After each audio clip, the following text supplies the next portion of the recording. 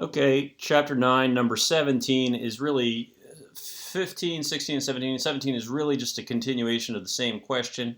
We're referring back to the same table. We're getting a country's growth rate from that table. And now in this one, we'll calculate the third growth rate per capita or the time it takes to double our GDP per capita to double. And then we can have a little comment about the comparison.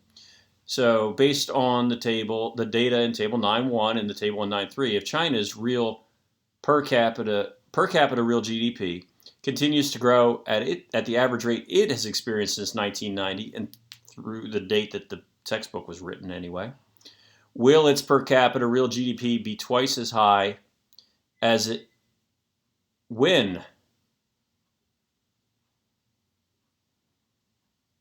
Oh, yes, this asks the question differently. Sorry. It does say we're going to calculate when, but will its per capita real GDP be twice as high as it is today within a decade? So we're still going to calculate when, but he compares that to a decade for some reason. Well, if you look back in that table, you would find that from 1990 until the textbook was written, according to China's data, which is to date increasingly dubious,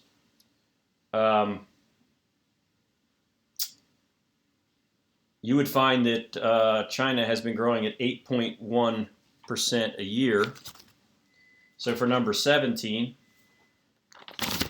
to see how long it will take China's economy or real GDP per capita to double, you would use 70 divided by 8.1, and you would get,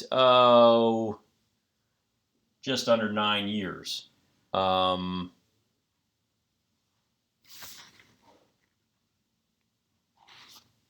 I don't even have exactly what that came out to be, but it's just under 9 years. I did it in my head when I wrote it before.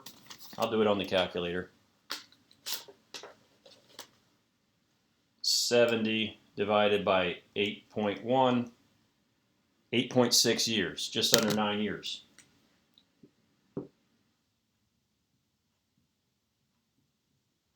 So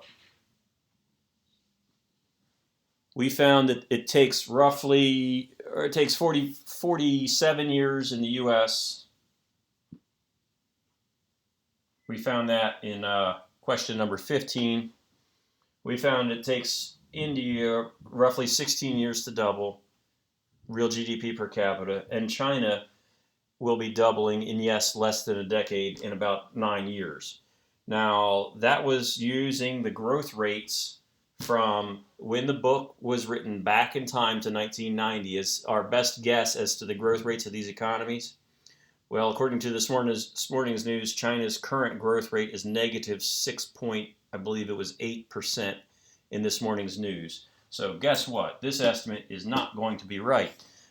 But that's the point of just using the simple rule of 70 or 72, is it's just kind of a guesstimate as to how long it will take. You can use that to guesstimate how long it will take an asset to double. It's not meant to be hard and firm, and you're using things that are changing over time, such as China's growth rate anyway.